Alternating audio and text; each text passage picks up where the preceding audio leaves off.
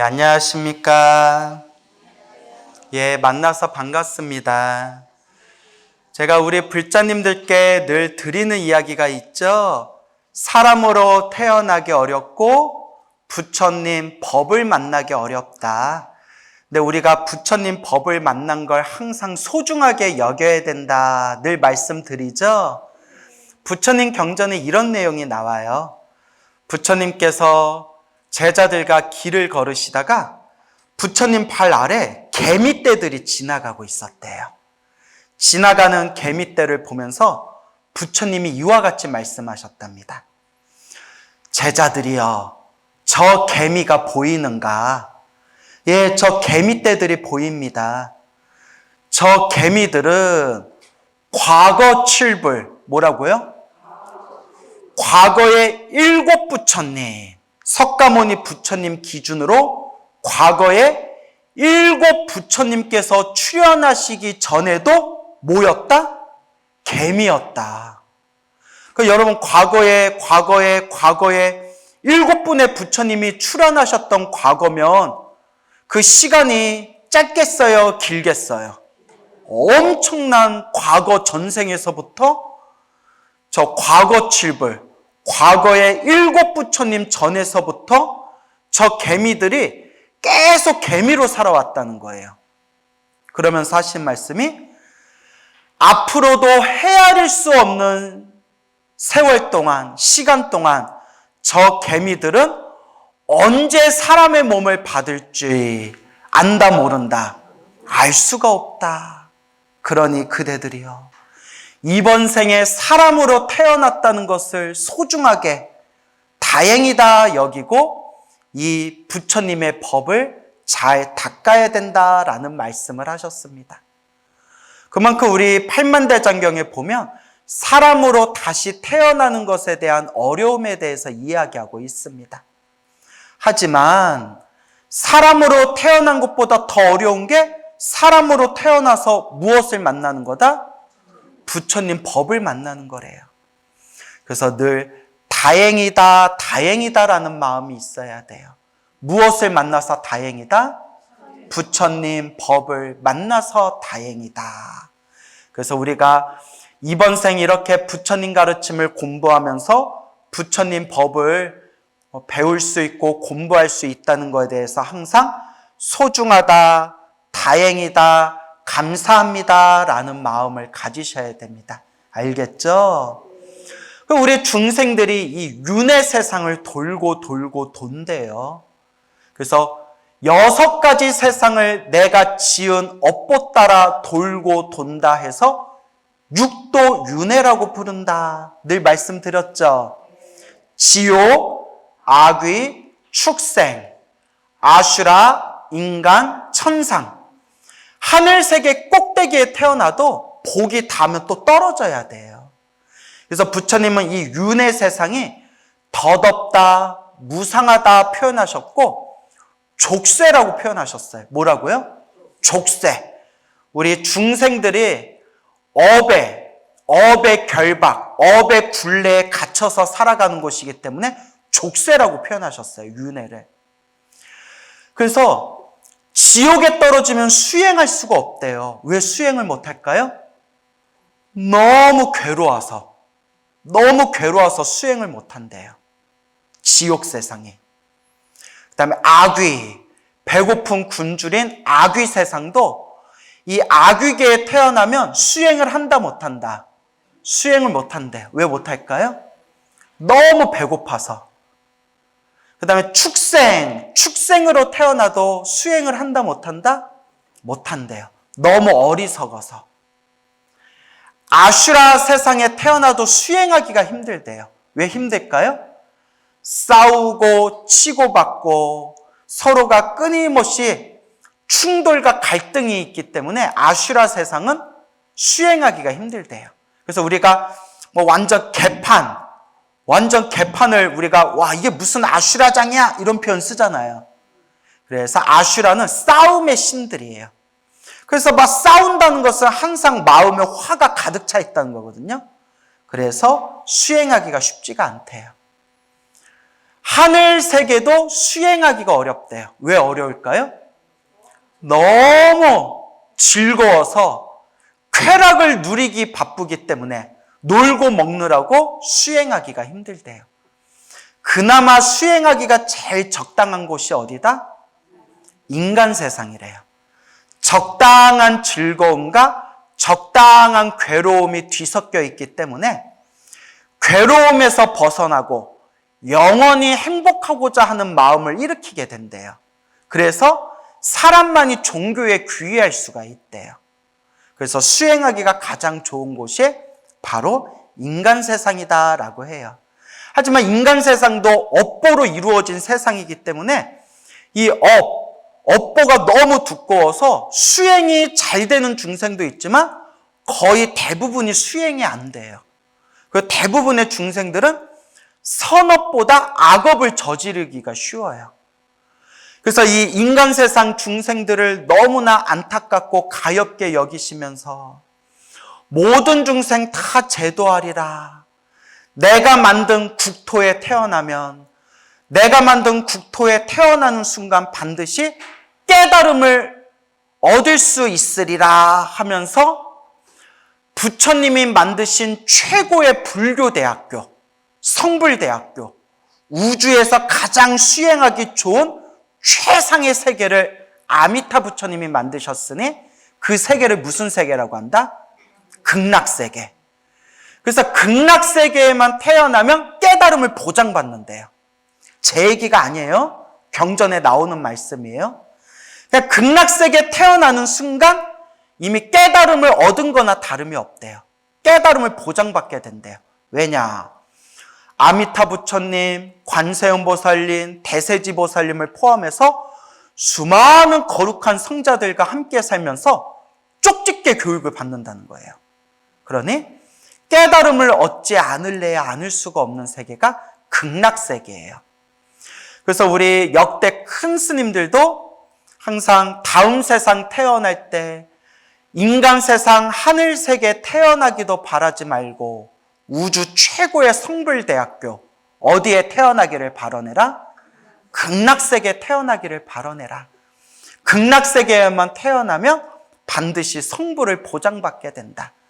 그러면 극락세계에 태어나는 방법이 엄청 쉽대요. 제 얘기가 아니에요. 큰 스님들 말씀이에요. 극락세계에 태어나는 게 사람들이 다들 어렵다라고만 알고 있지 사실 극락세계에 태어나기가 가장 쉽대요. 극락세계에 태어나는 방법이 딱 뭘까요? 아미타불 연불만 간절하게 하면 된대요. 그래서 숨 끊어지는 순간에도 아미타불 할 수 있으면 반드시 극락세계에 태어날 수 있대요. 그래서 사람들은 극락세계에 태어나는 것을 어렵다 하지만 세상에서 가장 쉬운 방법이 극락세계에 태어나는 방법이래요. 뭐만 하면 된다? 아미타불, 연불만 하면 된대요. 그러니까 얼마나 좋아요. 그래서 우리가 항상 사람으로 태어나고 부처님 법을 만났을 때 부지런히 연불하고 꾸준히 수행해야 됩니다. 그래서 우리 부처님 경전에 보면 하늘 세계조차도 영원한 행복이 아니다. 하늘 세계에 태어나도 복을 다 쓰고 나면 뚝 떨어져야 된다라는 말씀을 많이 하세요. 그래서 하늘 세계가 28천 28개래요. 몇 개? 예, 28천 28개래요. 그래서 인간 세상 바로 위의 세계가 사천왕천이에요. 우리 사천왕들이 살고 있는 하늘 세계가 바로 첫 번째 하늘 세계예요. 두 번째 하늘 세계가 도리천이에요. 무슨 천? 제석천이 살고 있는 세상이 도리천이에요. 이런 식으로 28천이 이루어지게 돼 있어요. 하늘에는 수많은 신들이 살고 있대요. 헤아릴 수 없이 수많은 신들이 살고 있는데 여러분, 신들도 부처님께 귀의한 신들이 있고 부처님께 귀의하지 않은 신들이 있대요. 그러니까 신들도 선신이 있고 악신이 있대요. 선신은 착한 신, 악신은 악한 신이에요. 신들 중에도 악한 신들이 있어요. 대표적인 게 마왕이에요. 마왕. 마왕들이 신은 신인데 악한 신들이에요. 마왕.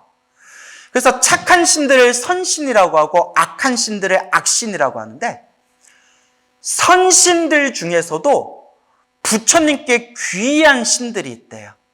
부처님께 귀한 착한 신들을 따로 따라해보세요. 호법선신. 호법선신이라고 불러요. 알겠죠? 호법, 보호할 호, 법. 부처님의 법을 보호하는 착한 신. 그래서 호법선신이라고 불러요. 호법선신을 우리는 흔히 신장이라고 불러요. 뭐라 부른다? 신장. 이제 알겠죠? 그 신장들의 모임을, 신장들이 모여있는 그 무리, 신장들의 모임을 뭐라고 부르죠? 맞아요. 신중이라고 불러요. 신중탱화할 때 신중. 그 신중들 중에서도 부처님이 화엄경을 설하실 때 화엄법회에 수많은 거룩한 보살님들과 수많은 호법선신들, 수많은 신들이 부처님 화엄경 법회할 때 모두 다 부처님 법회에 모여들게 돼요. 그래서 그들을 화엄법회에 모인 거룩한 대중들 해서 뭐라고 부르죠? 뭐예요? 화엄성중이라고 부르는 거예요. 그래서 우리 신중기도 할 때 화엄성중, 화엄성중, 화엄성중 하죠? 그래서 거룩할 성자를 써요. 신중은 신중인데 화엄법회에 모인 거룩한 대중 해서 화엄성중이라고 부르는 거예요. 알겠죠? 그러니까 뭐 신중이라고 하든 성중이라고 하든 결국 비슷한 뜻이에요. 이렇게 수많은 신들이 있는데 신들도 수준 낮은 신들이 있고 수준 높은 신들이 있어요. 그래서 지상에서 활동하는 신들을 하계라고 불러요. 무슨 계? 하계. 상중하 중에서 하계. 지상에서 활동하는 신들을 하계라고 부르고요. 아래 하자, 하계. 하늘에서 활동하는데 하늘에서 등급이 좀 낮은 분들을 중계라고 불러요. 뭐라고요? 중계. 그리고 하늘에서 활동하는 등급이 높은 신들을 뭐라고 부를까요? 상계라고 불러요. 그래서 상중하, 상계, 중계, 하계라고 부르는 거예요. 그래서 상중하, 이것도 헷갈려서 상계동, 중계동, 하계동 이러면 이제 미치고 팔짝 뛰는 거예요. 예. 자, 아시겠죠? 그래서 이렇게 수많은 신들이 있지만 이 신들도 복이 닿으면 하늘색에서 다시 내려와야 돼요. 그래서 부처님이 하늘색의 신들조차도 영원한 존재는 아니다. 오로지 생사윤회를 벗어난 존재들. 그래서 아라한 이상은 돼야 윤회에서 벗어나는 거예요. 뭐 이상은 돼야? 아라한. 그래서 아라한을 응공이라고 불러요. 뭐라고 부른다? 응공. 응당히, 마땅히 공양받을 만한 분. 공양받을 만한 거룩한 분들. 그걸 응공, 아라한이라고 부르는 거예요. 그래서 우리 불자님들 중에서 신기도 좋아하시는 분들이 있어요. 그래서 산신기도, 칠성기도, 용왕기도 이렇게 신기도 좋아하시는 분들이 있는데 옛날 어른 큰 스님들께서도 얘기하셨지만 항상 우리 불자들은 불보살 기도가 중심이 돼야 돼요. 무슨 기도? 불보살. 부처님과 거룩한 보살님들을 마음의 스승으로 의지하면서 기도를 하고 간혹 가다가 우리가 밥 먹다가 가끔 입이 심심할 때 짬뽕이나 짜장면 외식하듯이 산신기도, 용왕기도 이렇게 하는 거예요. 칠성기도. 하지만 불자는 무슨 기도가 중심이 돼야 된다? 불보살, 오직 부처님께 의지해야 돼요. 그래서 이건 제 얘기가 아니라 우리 어른들이 하신 말씀인데 머리 깎은 스님들 중에서도 좀 신기도를 좋아하는 분들이 있대요. 부처님한테 기도하는 것보다 산신기도, 칠성기도, 용왕기도 좋아하는 분들이 있대요. 그런 분들이 좀 신기가 있다라는 얘기를 해요. 무슨 기가 있다? 신기가 있다. 여러분들은 신기 있어요, 없어요? 눈빛 보면 다 나와요. 어디 눈빛 보자. 아유, 뭐 보이지가 않네. 보이지가 않아. 그래서 항상 부처님께 기도하고 부처님과 가까워져야 돼요. 그래서 따라해보세요. 끼리끼리 만난다. 유유상종. 부처님과 거룩한 보살님들께 기도하면 내 에너지가 점점 누구를 닮아갈까요? 불보살님을 닮아가고, 자꾸 신기도 하다 보면 자꾸 누구 기운을 닮아가요? 신을 닮아가요. 근데 신도 완전한 존재예요? 아니에요? 아니잖아요. 그러니까 늘 불보살님을 의지해야 돼요. 하지만 그나마 부처님께 귀한 신장, 신중, 부처님 제자들인 신들에게 기도하면 차라리 좀 나아요. 하지만 부처님께 귀하지 않은 그냥 일반 신들한테 기도하다 보면 반드시 안 좋은 기운이 생긴대요. 그게 바로 신기가 생긴다는 거예요. 신기가 생긴다. 제가 그런 분들을 많이 만나봤어요. 그래서 어른들한테 들었지만 제가 깜짝 놀란 게 어른들 말씀에 다 일리가 있구나라고 느낀 게, 할머니나 어머니들이 우리 자식 점지해 주세요라고 신기도 많이 해서 낳은 자손들이 신기가 많아요. 실제로 그런 분들 많이 만나봤어요. 다 그런 건 아니겠지만 신기들이 있어요. 그리고 일이 잘 안 풀려요. 그렇기 때문에 그런 이야기를 듣고 만나고 대화를 하면서 무슨 기도하는 게 안정빵이구나? 부처님 기도하는 게 안정빵이구나. 그래서 절에 다니면서도 자꾸 신을 좋아하는 분들도 가만히 보면 좀 신기가 있어요. 그렇기 때문에 에너지는 끼리끼리 만나기 때문에 반드시 누구를 의지하면서 우리가 수행해야 된다? 부처님, 자비하신 거룩한 보살님을 마음에 되새기면서 기도하고 수행해야 불보살님의 에너지와 점점 닮아가는 겁니다. 알겠습니까? 타 종교에서는 전쟁을 좋아하는 신이 있어요. 전쟁을 좋아하는 신, 피를 좋아하는 신, 고기를 좋아하는 신은 악신으로 봐요. 불교에서는 악신이에요. 그래서 무당들 중에서도 조상신 중에서 착한 조상신이 실린 무당분들도 계시지만 악신이 실린 무당들도 있대요. 저 신이 악신이냐 아니냐 판가름하는 가장 기준 중에 하나가 고기, 피냄새와 고기를 좋아하면 무조건 악신이래요. 그래서 구슬할 때 돼지 잡고 소 잡고 피 뿌리고 막 피 몸에 뿌리고 작두 타고 하면 무조건 악신이에요. 이건 제 얘기가 아니라 큰 스님들 말씀이에요. 그 지장경이나 그런 부처님 경전에도 나와요. 피냄새를 좋아하고 살아있는 거 죽여서 제사 지내기를 좋아하는 신들은 무슨 신이다? 악신이래요. 악신은 반드시 엄청나게 나쁜 업보로 돌아와요. 그러니까 악신을 가까이 하면 안 돼요. 알겠죠? 그래서 우리 불교에서는 부처님이 절대 금지한 게 살아있는 생명을 죽여서 제사 지내는 걸 절대 금지하셨어요. 오히려 무서운 업보를 짓게 된대요. 그래서 지장경 같은 데 보면 사람이 죽을 때 상을 차리더라도 살아있는 생명을 죽여서 고기상을 차리지 말아라. 지장경에 나오죠. 예. 그래서 우리가 항상 그런 부분들을 염두에 둬야 되는데, 신도들하고 대화 나누다 보면 공부를 안 해가지고 절에 백날 다니면 뭐예요? 공부를 안 하는데 입으로는 절에 다닌다고 하면서 집안에 어수선한 걱정, 근심, 우환이 생길 때 무당집 찾아가가지고 살아있는 생명을 죽여서 구탄 집안들이 여럿해요. 절에 다닌다면서. 내가 그런 분들 많이 만났어요. 백날만 절에 다니면서 부처님께 쌀 올리고 기도하고 등 올렸으면서 뒤에서는 엉뚱한 짓 하는 거예요. 부처님이 하지 말라고 했는데 배운 게 없으니까, 무식하니까, 말이 너무 심했나? 쌀이 배우질 않으니까 살아있는 짐승을 죽여서 막 제사를 지내는 불자들이 있었어요. 그런 분들이 꼭 저한테 하신 말씀이 있어요. 결국에는 집안에 사단이 나더라고요.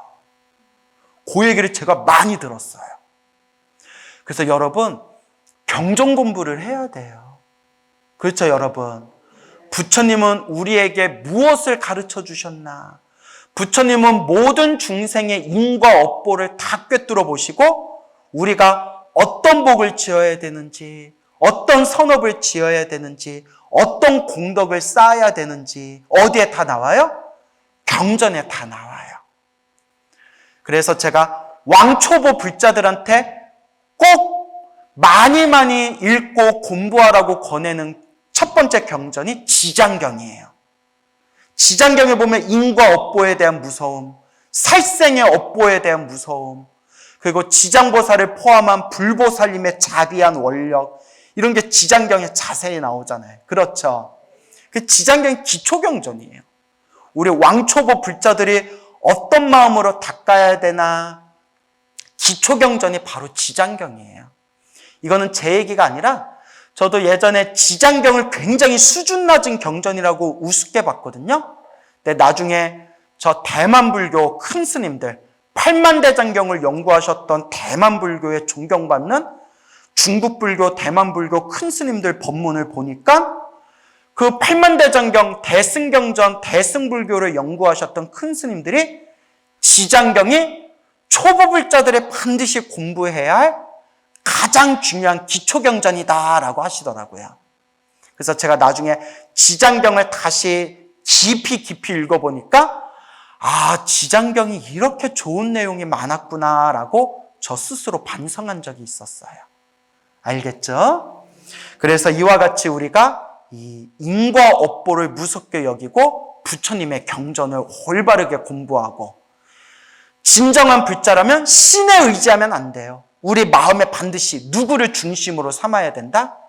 부처님, 그리고 거룩하고 자비하신 보살님들을 의지하면서 닦아야 된다라는 말씀을 꼭 드리고 싶습니다.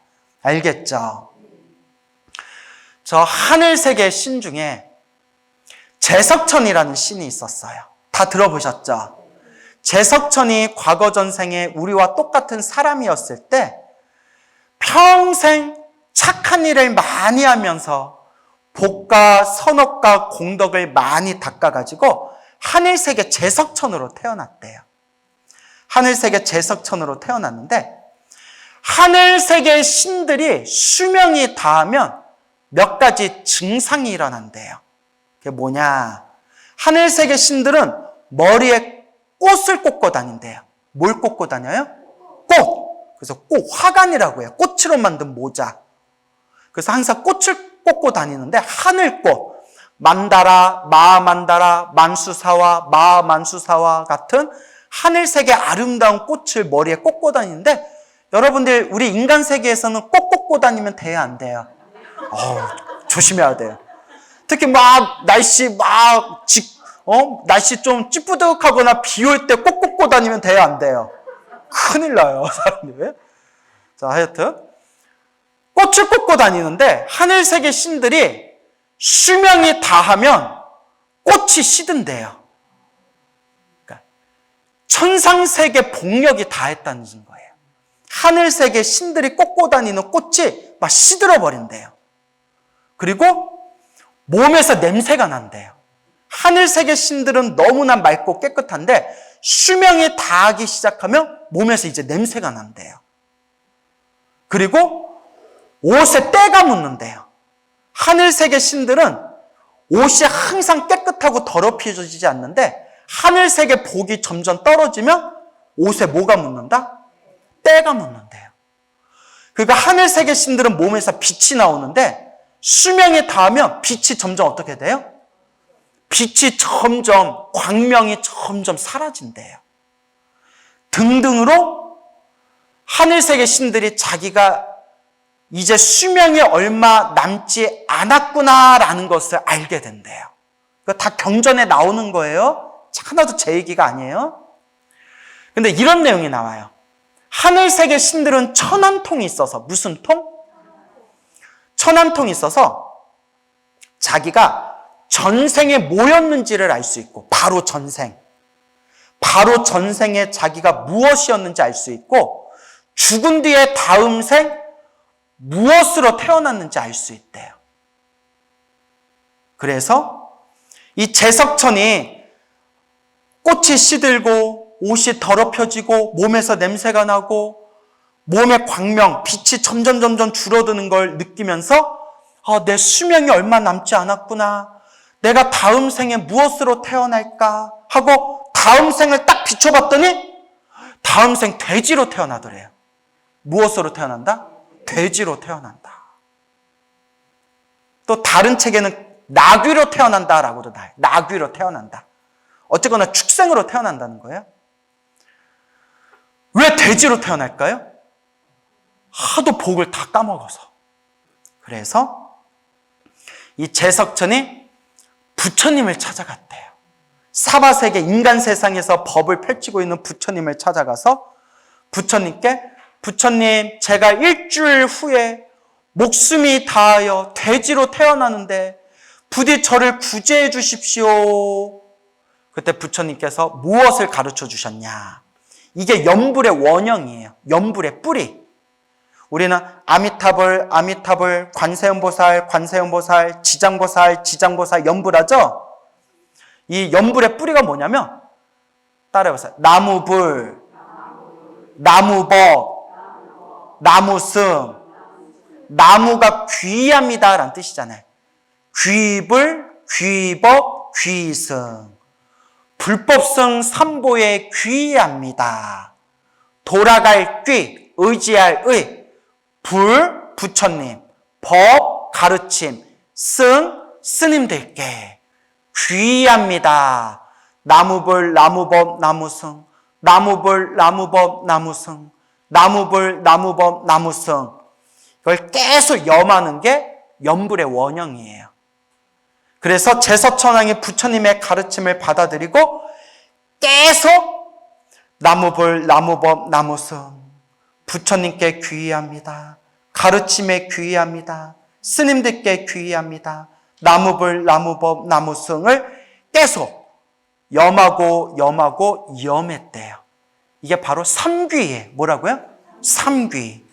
경전에도 분명히 나와요. 삼귀를 하면 엄청난 공덕이 쌓인다고 경전에도 나와요. 끊임없이 나무불, 나무법, 나무승, 나무불, 나무법, 나무승, 나무불, 나무법, 나무승 하다가 제석천왕이 딱 숨이 끊어졌대요. 그리고 돼지로 꽥 하고 떨어졌대요. 근데 끝까지 들어야 돼요. 자, 따라해주세요. 마무리는 훈훈하게. 돼지로 꽥 하고 태어나자마자 숨이 딱 끊겼대요. 돼지로 태어나자마자 숨이 딱 끊기면서 다시 무엇으로 나타났을까요? 원래 제석천왕의 몸으로 나타났대요. 그때 땡 잡았네. 경전에 이렇게 나와요. 제석천왕의 옆에서 시봉들던 선녀와 선남들이 제석천왕이 순간 숨이 끊어져서 돼지로 태어났다가 돼지가 숨이 딱 끊겨서 다시 제석천왕으로 뿅 하고 나타난 걸 그 옆에 모시고 있던 신하들조차 알더라 모르더라. 그러니까 눈 깜짝할 사이에 돼지로 태어났다가 다시 제석천왕으로 태어난 거예요. 그러면서 내가 돼지 몸을 받아서 돼지로 살아야 할 업보가 있었는데 무엇을 염했기 때문에? 나무불, 나무법, 나무승. 거룩한 불, 법, 승, 삼보에 귀의합니다. 삼귀를 했기 때문에 돼지로 태어나자마자 돼지의 업보가 그대로 소멸하면서 다시 무엇으로 태어났다? 제석천왕으로 눈까짝 사이에 왔다 갔다 했다라는 내용이 나와요. 그만큼 삼귀의 공덕이 크다는 거예요. 아시겠죠? 근데 이제 우리는 아미타불 연불하던 사람은 그냥 계속 아미타불 연불하시면 돼요. 관세음보살 연불하시는 분들은 계속 관세음보살 연불하시면 돼요. 지장보살 연불하시는 분들은 계속 지장보살 연불하면 돼요. 항상 누구를 생각해라? 불보살님을 생각해라. 이 세상에서 가장 위대한 공덕이 바로 불보살님을 생각하는 염불공덕이다라고 우리 큰 스님들께서 늘 말씀하셨습니다. 그래서 늘 말씀드리죠. 염불도 습관이다. 염불이 습관이 돼야 돼요. 여러분 숨 끊어질 때에도 아미타불, 관세음보살, 지장보살 딱 생각날 정도로 습관이 돼야 돼요. 지금 돼요, 안 돼요? 돼요? 안 돼요? 아직도 안 돼요? 그럼 이제 여러분 속으로 야, 니는 되냐? 막 이러면서 그래서 염불이 습관이 돼야 돼. 염불랑 공덕은 반드시 있어요. 알겠죠? 반드시 염불이 습관이 돼야 된다. 옛날 옛적에 어느 바보 남편이 있었어요. 바보 남편. 이 바보 남편이 있었는데 바보 남편이랑 결혼해서 평생 바보 남편 먹여 살리던 이 마누라가 부인이 나는 무슨 전생에 이렇게 업보가 두꺼워서 저런 남편을 만났나 저런 남편을 만났나 그러면서 항상 나무 아미타불 염불을 했대요. 근데 어느 남편한테 우리 남편도 염불공덕을 지어줘야 되겠다라고 생각이 들어서 그냥 염불해라 하면 남편이 나무 아미타불 염불하다 깜빡 잊어버리고 여보 염불해요 하면 또 나무 아미타불 염불하다 깜빡 잊어버리는 거예요. 그래서 어떻게 했냐면 우리 절에 가면 풍경 있죠. 풍경. 바람 불면 딸랑딸랑 풍경 있죠. 문 밖에다가 방울을 하나 달았대요. 바람이 휙 불면 딸랑딸랑 소리 나면 남편한테 여보 딸랑 소리 날 때마다 무엇을 불러라? 나무 아미타불 불러라. 나무 아미타불 불러라. 오 알겠어. 그 남편이 바보 남편이 그건 기억하는 거예요. 딸랑 하면 나무 아미타불. 그러다가 또 멍 때리고 있다가 또 딸랑 소리 나면 나무 아미타불. 또 멍 때리고 있다가 딸랑 하면 또 나무 아미타불. 그거는 습관이 들었어요. 딸랑 소리 나면 나무 아미타불 부르는 거예요. 그거 딱 하나 습관이 됐어요. 어느 날 마누라가 부인이 멀리 장사를 가야 되는데 몇 날 며칠 동안 집을 비우게 생기니까 남편이 이제 걱정이 되는 거예요. 남편이 걱정이 돼가지고 우리 남편 나 없으면 밥도 제대로 안 먹을 텐데 어떻게 해야 되나 그래가지고 떡으로 목걸이를 만들었대요. 떡으로 목걸이를 만들어서 남편 목에다 걸어주고 배고플 때마다 하나씩 떼어 먹어요 라고 했대요. 목걸이를 만들어서. 그럼 배고프면 하나씩 이거 목걸이 여기다 달아놓은 떡 한 덩어리씩 떼서 드세요. 알겠어. 자기야 빨리 와 막 이러면서 바보 남편이.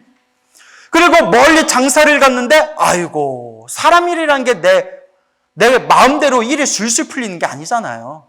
장사 가서 무슨 이런저런 일들이 생겨가지고 며칠 동안 늦게 들어온 거예요. 아이고 우리 남편 밥도 못 먹고 어떡하나고 왔는데 남편이 굶어 죽은 거예요. 목에 있는 떡 다 떼어 먹고 그 부엌에 가서 밥 한번 지어서 밥 먹으면 되는데 목에 있는 떡 입에다 물고 굶어 죽어버린 거예요. 우리 남편 어떡하나 못난 부인을 만나서 굶어 죽었네. 그래서 이제 장례식을 치렀어요.